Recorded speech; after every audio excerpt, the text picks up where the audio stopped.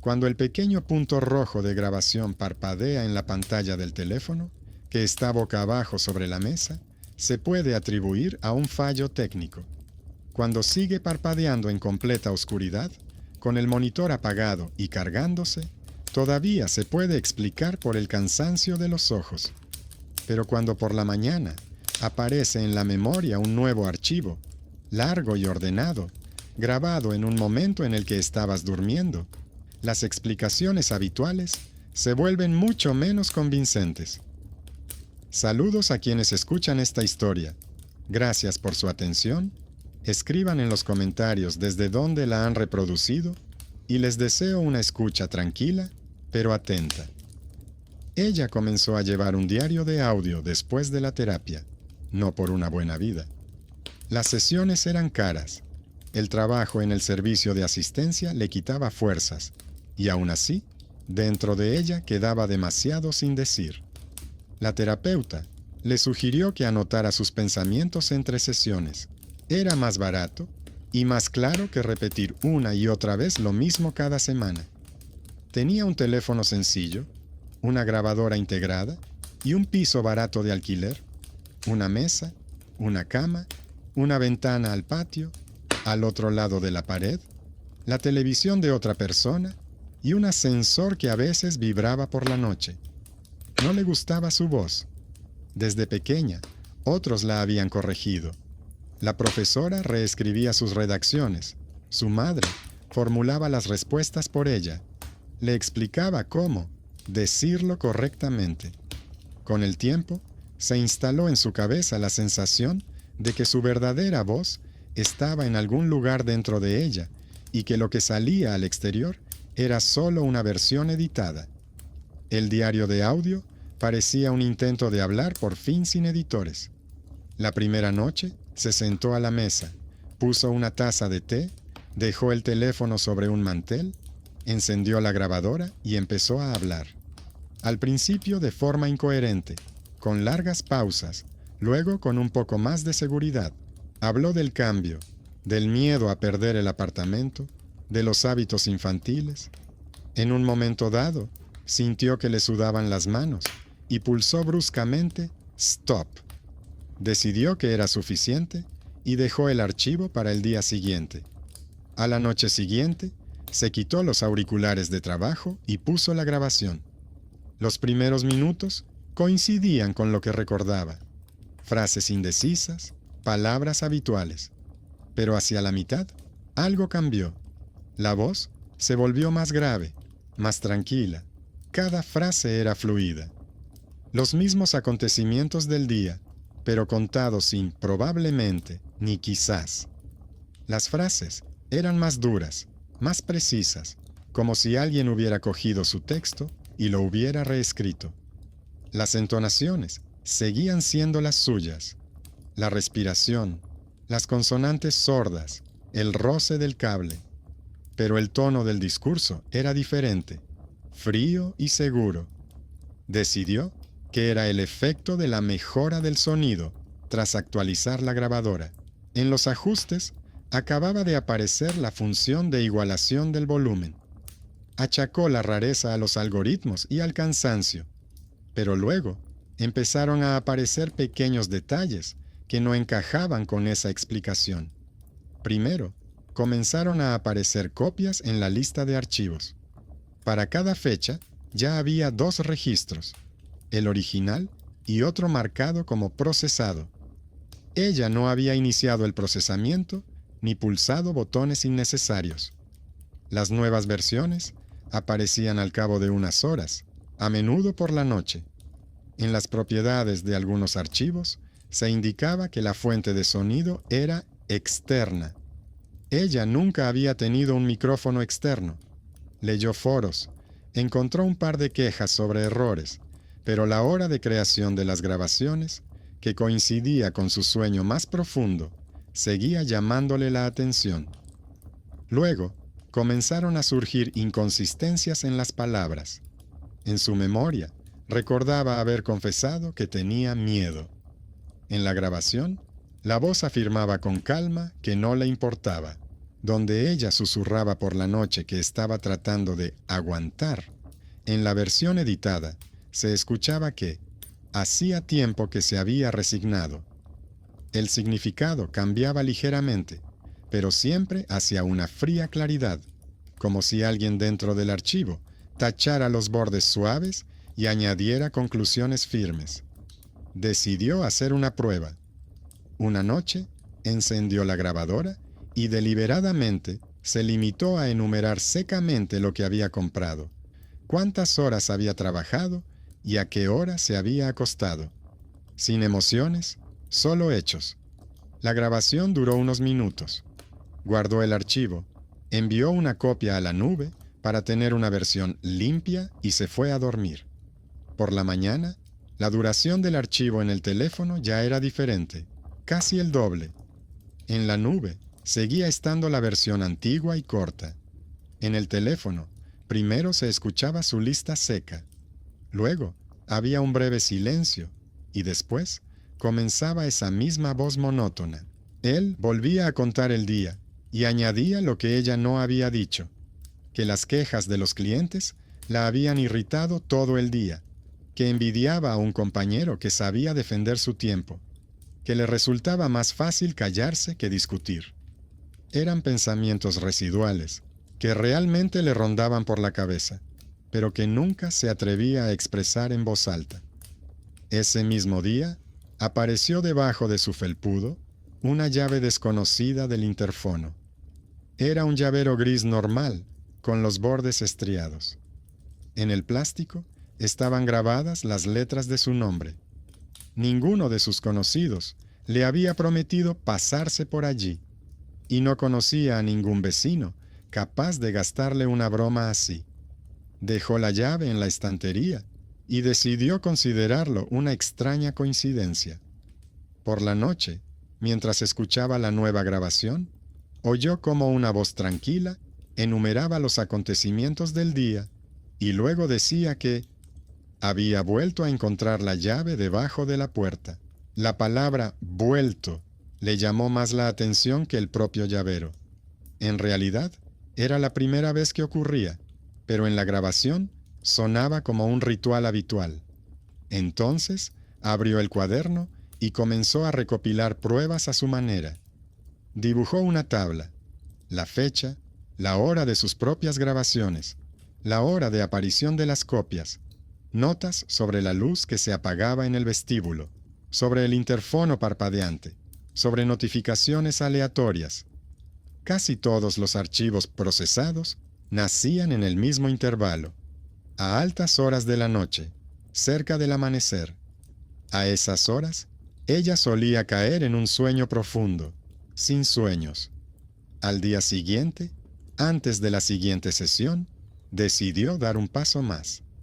En lugar de un breve diario, dejó deliberadamente el teléfono grabando toda la noche. Lo puso en la mesita de noche. Lo conectó al cargador. Se aseguró de que el televisor de al lado estuviera apagado, las ventanas cerradas y la luz de la calle proyectara una franja uniforme sobre la cortina. Pulsó grabar y se acostó, tratando de no pensar en el punto rojo que brillaba en la cabecera, como un pequeño ojo. Por la mañana, el pesado archivo con una cola de 1 hora y media estaba en la memoria. No lo escuchó todo seguido, sino que recorrió la pista de audio con la mirada. La mayor parte era ruido uniforme, pero hacia el final, en el gráfico, aparecía una sección con un patrón claro de frases y pausas. Fue allí donde rebobinó. Al principio, se oía su respiración y el crujido del colchón.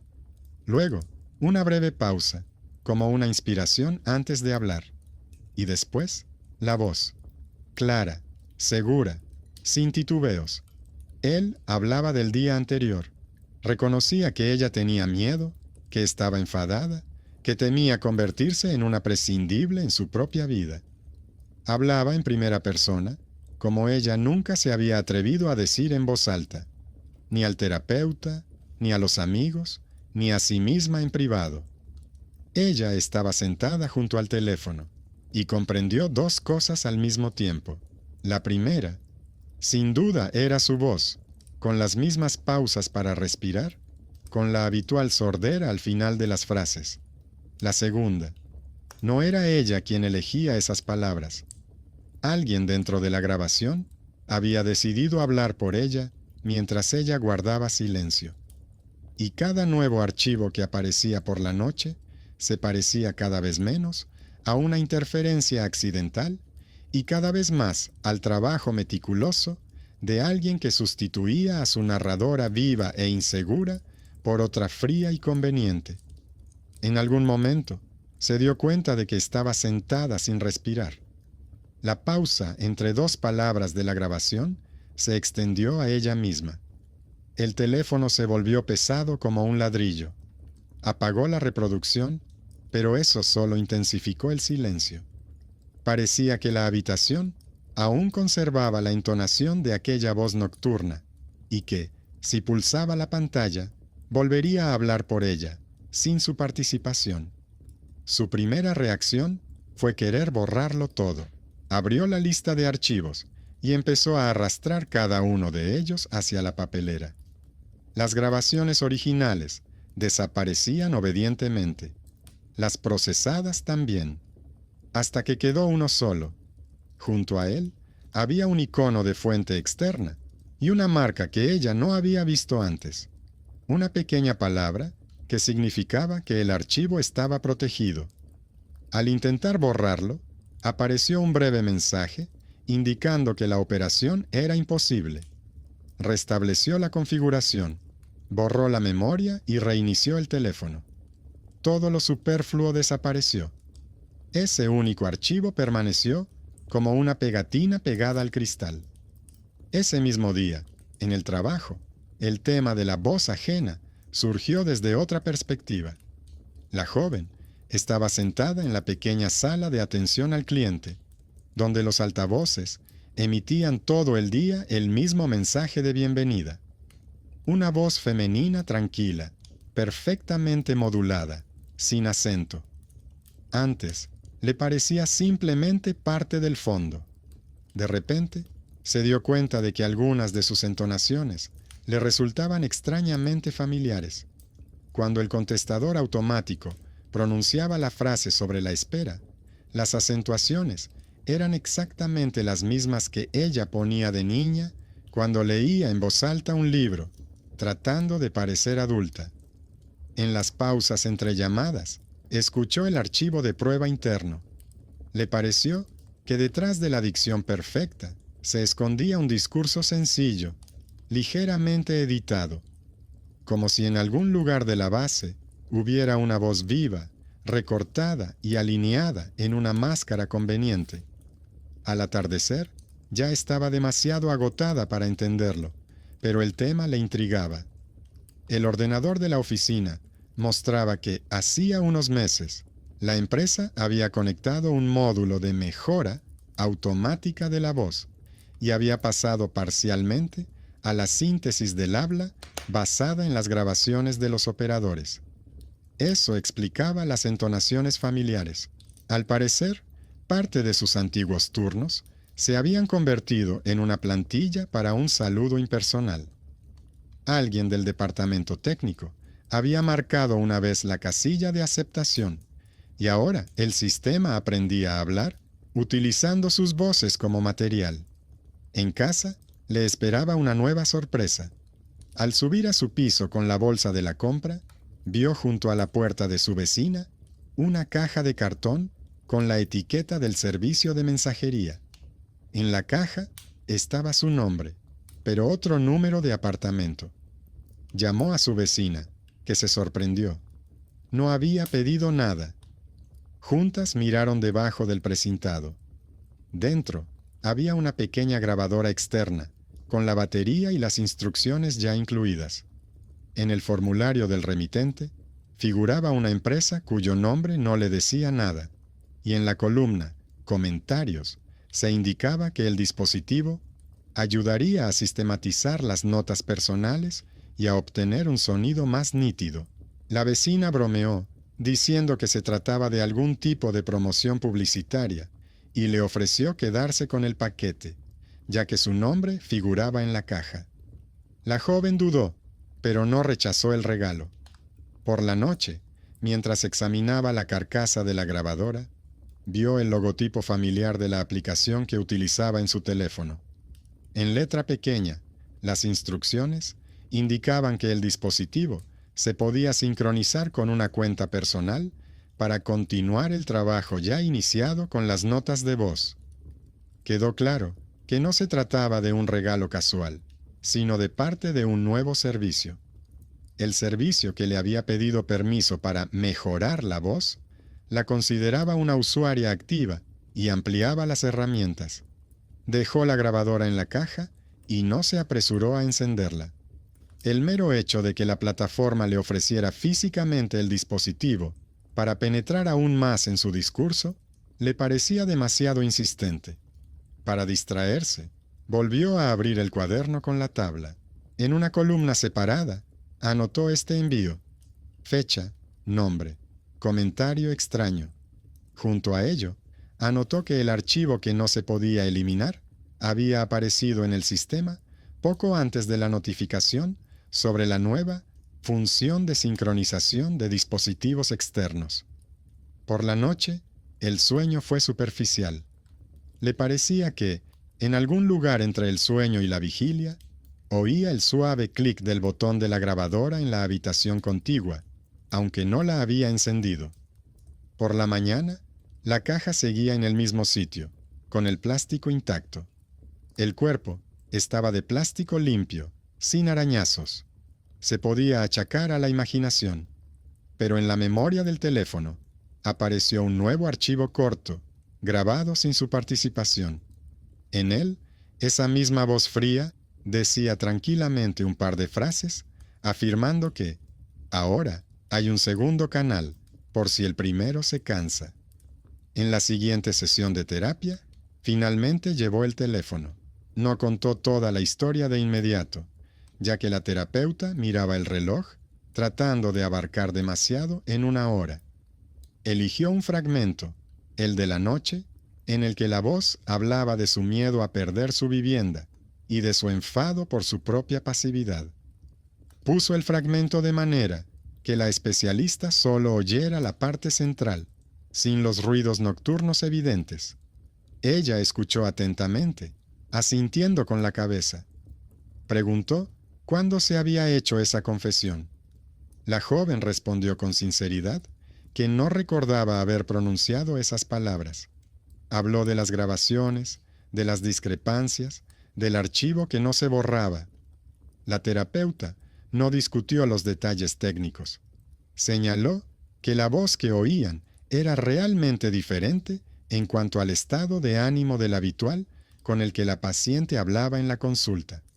Sugirió considerarlo como una parte de ella misma que finalmente había dejado de estar silenciada.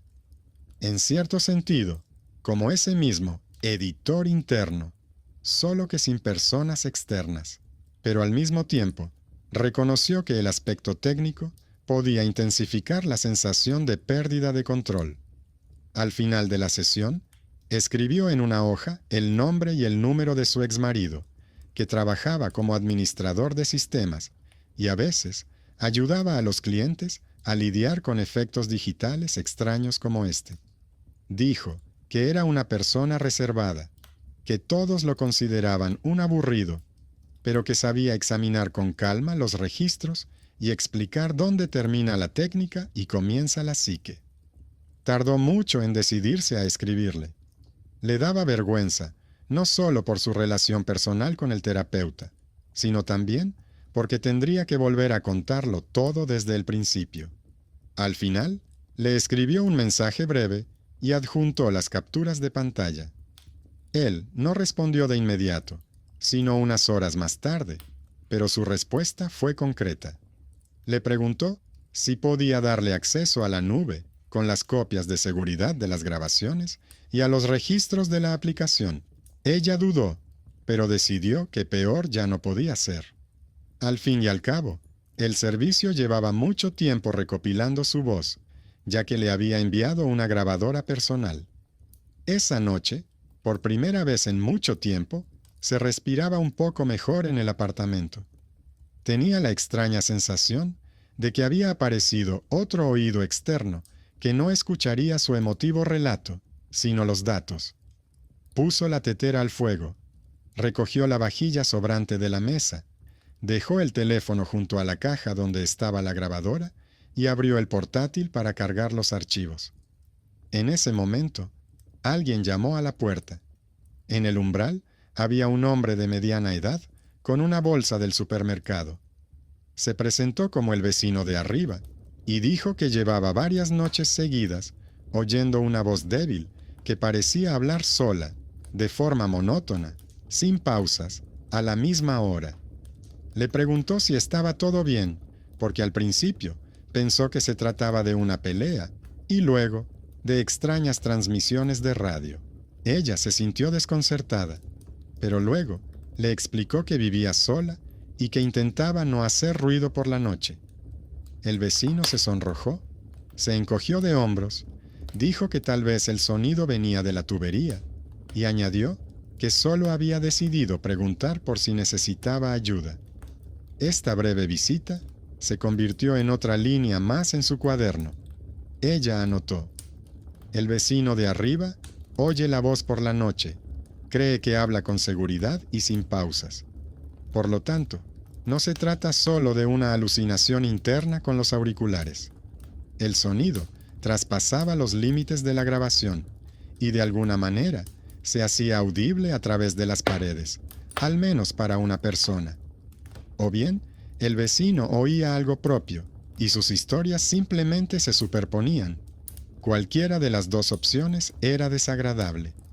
La respuesta del informático llegó a última hora de la noche. Escribió que había revisado los metadatos.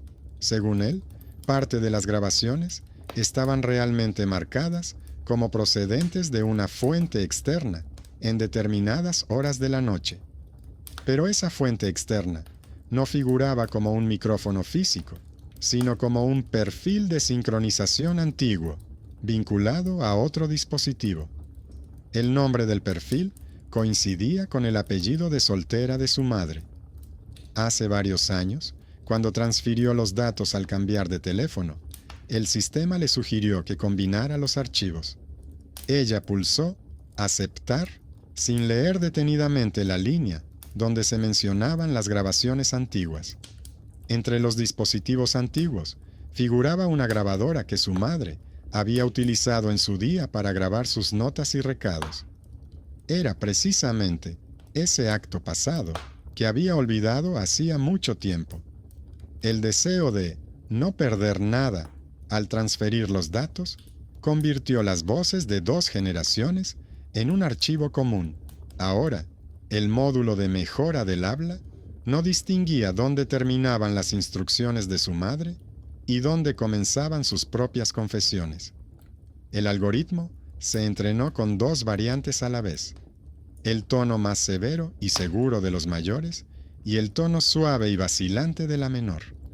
Por la noche, cuando ningún control vivo lo molestaba, recopilaba de ellos una tercera versión, una voz fría que corregía el original y hablaba como alguna vez le habían hablado a ella.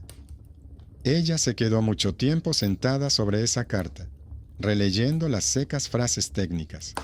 En ellas no había ni misticismo ni fantasmas, solo líneas sobre qué dispositivos se conectaban y cuándo, qué archivos se fusionaban, qué servicios obtenían permiso para acceder al micrófono.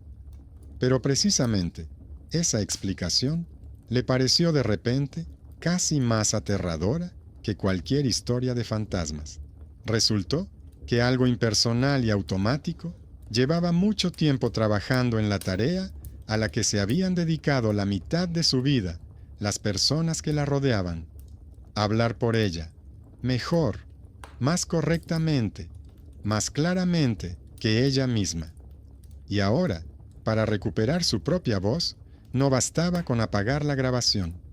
Tenía que desvincularse de ese antiguo perfil combinado, en el que las voces de madre e hija se habían fusionado en una sola. Releyó varias veces la última línea de la carta sobre el perfil combinado, como si fuera una sentencia que ella misma había firmado cuando, sin pensarlo, aceptó el cambio de teléfono. Desvincularlo no resultó tan fácil. El técnico informático le envió unas instrucciones en varios pasos. Solicitar el archivo completo de datos, desactivar el entrenamiento de los modelos con su voz y eliminar los dispositivos antiguos de la lista de sincronización. Las palabras sobre los modelos le parecían abstractas, pero siguió la lista al pie de la letra. Imprimió las instrucciones, colocó las hojas sobre la mesa junto al cuaderno, puso al lado la llave ajena del interfono y la caja con la grabadora, como recordatorio de hasta dónde había llegado. El archivo no llegó de inmediato. Durante varias horas, solo vio el icono de espera girando. Luego, recibió un correo electrónico con un enlace. Dentro, en la carpeta con los datos de voz, había decenas de archivos, ordenados por años. Por las fechas, rápidamente calculó cuáles no podían ser suyos. Grabaciones realizadas antes de que tuviera su primer teléfono. Varias órdenes breves, notas, fragmentos de listas de tareas. La entonación era brusca, firme. Reconoció la voz de su madre de inmediato, aunque nunca la había oído así, separada del cuerpo, sin la cocina, sin el olor a cebolla frita y ropa planchada. Estos archivos figuraban en la misma lista que sus recientes confesiones nocturnas. Sobre el grupo general, figuraba el nombre del perfil, compuesto por ambos apellidos. Seleccionó todas las entradas antiguas y las marcó para su eliminación, indicando que pertenecían a otra persona, fallecida, y que debían borrarse. El sistema aceptó cortésmente la solicitud para su revisión, prometió una respuesta en unos días y le sugirió que, mientras tanto, disfrutara de los servicios mejorados. En ese momento, la pantalla del teléfono parpadeó ligeramente, como si alguien hubiera pasado el dedo por el sensor. La aplicación de la grabadora, que ni siquiera había abierto, actualizó el icono. El discreto icono gris se convirtió en un logotipo más brillante y cuidado, como si el servicio, al saber que le estaban dando menos de comer, hubiera decidido sonreír más ampliamente. Por la noche, intentó comportarse como si nada estuviera pasando. No encendió la grabación, no dijo sus pensamientos en voz alta. Caminó silenciosamente por el apartamento, comió, hojeó las noticias y anotó puntos secos en un cuaderno. El teléfono estaba boca abajo. Por la noche, incluso lo puso en modo silencioso, para que no recibiera notificaciones y no funcionaran los procesos en segundo plano. Lo alejó de la cama y lo puso sobre la mesa junto a la ventana, cerca de la caja vacía de la grabadora, para ver por la mañana si le había pasado algo. Se despertó por un silencio inusual. La casa de al lado parecía haber desaparecido. Ni ascensor, ni coches, ni voces. Solo su propia respiración. En la oscuridad, la pantalla del teléfono brillaba tenuemente. El modo de bloqueo estaba desactivado. En la pantalla brillaba un pequeño punto rojo y encima de él una barra de movimiento que indicaba la grabación. Se levantó lentamente de la cama, se acercó a la mesa y miró la hora. El teléfono llevaba varios minutos grabando, aunque según la configuración, ni siquiera debería haberse encendido. Detuvo la grabación sin escucharla. Le puso al archivo un nombre aleatorio y lo envió inmediatamente a la nube para registrar el hecho. Centenas más tarde, ya por la tarde, envió una copia al técnico informático. Este respondió al cabo de un rato que las etiquetas de origen del archivo eran inusuales. Según los registros, el iniciador del inicio no fue un usuario ni una programación del sistema, sino un módulo interno relacionado con la prueba de calidad del sonido. Este módulo se activó justo después de su solicitud de eliminación de datos antiguos, como si estuviera comprobando en qué más se podía basar cuando se borrara parte del archivo. Para entonces, ella ya casi no distinguía dónde terminaba el algoritmo banal y dónde comenzaba algo parecido a la voluntad ajena. Pero su decisión principal seguía siendo humana. Comprendió que las medidas a medias solo alargaban la historia. Por la noche, después del trabajo, abrió la configuración y no solo desactivó el acceso del grabador al micrófono, sino que eliminó la aplicación del sistema. Aceptó la advertencia de que, junto con él, desaparecerían todas las grabaciones, excepto las que ya se habían subido a la nube. Luego apagó y sacó la batería de la grabadora que le habían regalado, aunque nunca la había encendido. Al hacerlo, sintió una ligera sensación de vacío, como si hubiera cerrado una puerta detrás de ella, tras la cual alguien seguía hablando en la oscuridad.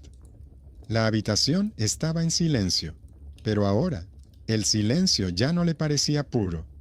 Estaba sentada en la cocina, escuchando el leve zumbido del frigorífico, y de repente se dio cuenta de que en su cabeza empezaba a construir frases que antes confiaba a la grabadora.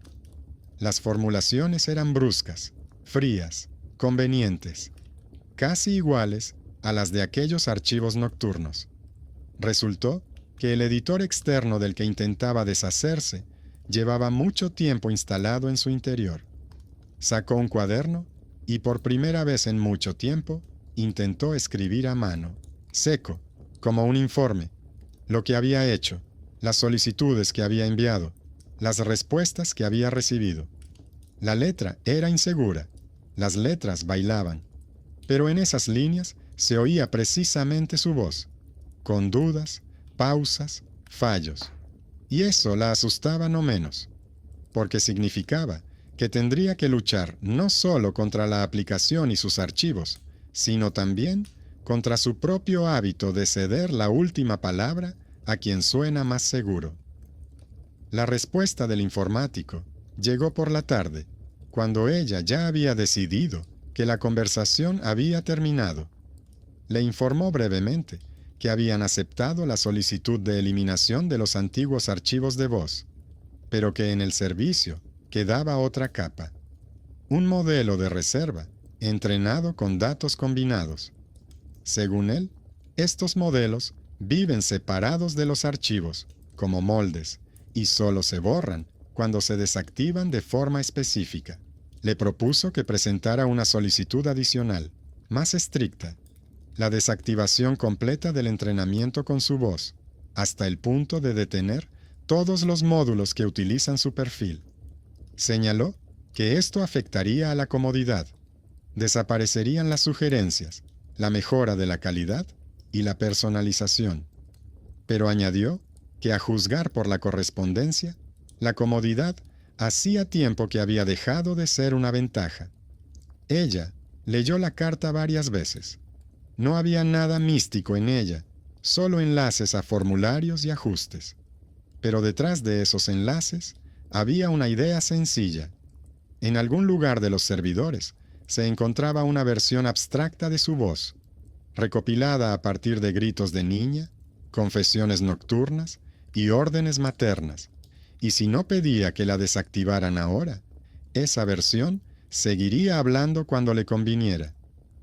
Recordó lo fácil que le resultaba antes aceptar las formulaciones ajenas, solo para no parecer complicada, y comprendió que lo más aterrador de la historia no era que el teléfono a veces tuviera vida propia, sino lo natural que le resultaba ceder su derecho a contar su historia a cualquier sistema que sonara un poco más seguro. Por la noche, reunió sobre la mesa todos los rastros materiales de esta historia: el teléfono, la caja con la grabadora, las instrucciones impresas, el cuaderno, la vieja llave del interfono con el nombre rayado. Junto a ellos, colocó una hoja con el número del técnico informático. Las hojas crujían. La mesa estaba cubierta de pequeñas notas y flechas. Ya no parecía un diario, sino el informe de una investigación personal. Fechas, acciones, respuestas. Se sentó y escribió otra carta al servicio de asistencia, utilizando las formulaciones de las sugerencias que le había enviado el informático. En él indicaba claramente que prohibía el uso posterior de su voz y pedía que se desactivaran todos los modelos basados en sus datos y los de su madre. Adjuntó el certificado de defunción, que llevaba mucho tiempo guardado en un cajón junto con otros documentos importantes, y añadió una lista de dispositivos antiguos que había encontrado en el archivo. Luego, envió otro breve mensaje al informático, agradeciéndole su ayuda. En respuesta, él escribió que seguiría el estado de la solicitud y, si fuera necesario, la completaría con comentarios técnicos. Mencionó que a menudo se siente de más cuando explica a los clientes detalles aburridos, pero que en esos casos entiende por qué se pasa las noches revisando los registros. Lo dijo de pasada, casi sin importancia, pero fue precisamente eso lo que, inesperadamente, le causó mayor impacto. Por primera vez en mucho tiempo, le pareció que alguien ajeno a ella valoraba no su sumisión, sino su tenacidad, su capacidad para recopilar detalles, fijarse en las rarezas, llegar al fondo de las cosas, en lugar de aceptar cualquier explicación llamativa. Las siguientes noches transcurrieron inquietas, pero de otra manera. Se despertaba, escuchaba el silencio y se sorprendía a sí misma con la habitual expectativa. Ahora mismo, en algún lugar del teléfono, volvería a pulsarse un botón invisible y volvería a encenderse el punto rojo. Pero la pantalla estaba negra. No aparecían registros. Sin embargo, en su cabeza seguía sonando ese mismo editor interno. Le sugería formulaciones secas, intentaba corregir cada uno de sus pensamientos. Ella respondía de una manera extraña, en voz alta, en un susurro, pero sin grabadora. Se permitía confundirse, repetirse, decir cosas poco ventajosas. La habitación no reaccionaba, la tecnología permanecía en silencio. La única testigo era ella misma. A los pocos días llegó una carta oficial del servicio. En ella se informaba con un lenguaje seco que la solicitud de eliminación y desactivación había sido procesada, que los modelos entrenados con sus datos de voz habían sido puestos en cola para su eliminación y que se había desactivado el entrenamiento posterior. Al final, había un bloque estándar en el que se decía que la empresa lamentaba las molestias causadas y esperaba que el usuario continuara utilizando las funciones restantes. Leyó el texto hasta el final, vio la conocida frase hecha y por primera vez se permitió no buscar un significado oculto en ella. Era simplemente una carta que ponía punto final a una parte de la historia. Esa misma noche, sacó una vieja grabadora de botón que había comprado para un proyecto y que nunca había utilizado. Sin logotipos de marca, sin sincronización, sin nube. Insertó las pilas y pulsó el botón mecánico de grabación. Miró la pequeña pantalla. No había nombres de perfiles ni iconos de mejora. Solo una inscripción tosca sobre la duración. Se quedó sentada un minuto en silencio y luego dijo algunas frases. Sobre el día, sobre sus miedos, sobre lo difícil que le seguía resultando confiar en su voz. Escucharse a sí misma era algo extraño, pero esta vez había un matiz diferente en la sensación. Si la grabación se escapaba a algún lugar, solo sería al cajón de la mesa. No escuchó la grabación de inmediato. Dejó la grabadora apagada y la guardó en el cajón junto con el cuaderno. Decidió que volvería a ella más tarde, cuando sintiera que estaba lista para escucharse sin correcciones digitales. Por ahora, le bastaba con saber una cosa. Ahora, no había canales nocturnos invisibles entre ella y el sistema, ni un perfil común en el que una voz ajena gobernara legítimamente sus palabras. Solo quedaban los hábitos y los miedos que vivían en ella misma. Con ellos ya no se podía solicitar la eliminación o la cancelación. Pero en ello había una extraña justicia. Todo lo que sucediera a partir de entonces ya no dependía del algoritmo, sino de si ella aprendería a asumir el derecho de explicar su vida sin intermediarios. A veces, por las noches, todavía se sorprendía mirando el teléfono y esperando que apareciera un nuevo archivo en la memoria. En esos momentos, sacaba un cuaderno del cajón, lo abría en una página en blanco y escribía unas líneas irregulares sobre el hecho de que hoy no había grabado nada, sobre que se había sorprendido a sí misma deseando esconderse detrás de la voz de otra persona y no lo había hecho, sobre el hecho de que el miedo a ser ella misma no había desaparecido, pero que, por primera vez en mucho tiempo, nadie lo había captado y convertido en un texto acabado en su lugar. En estas breves notas no había ningún efecto de terror que se pudiera descomponer en fotogramas, pero para ella, precisamente esa ausencia de misticismo externo resultó ser lo más aterrador y lo más liberador. La historia del diario de audio no le proporcionó un milagroso alivio de la ansiedad, ni le trajo la voz perfecta que responde a todas las preguntas. Obtuvo otra cosa: la comprensión de lo fácil que es para una persona ceder el derecho a hablar por ella a cualquiera que suene más tranquilo.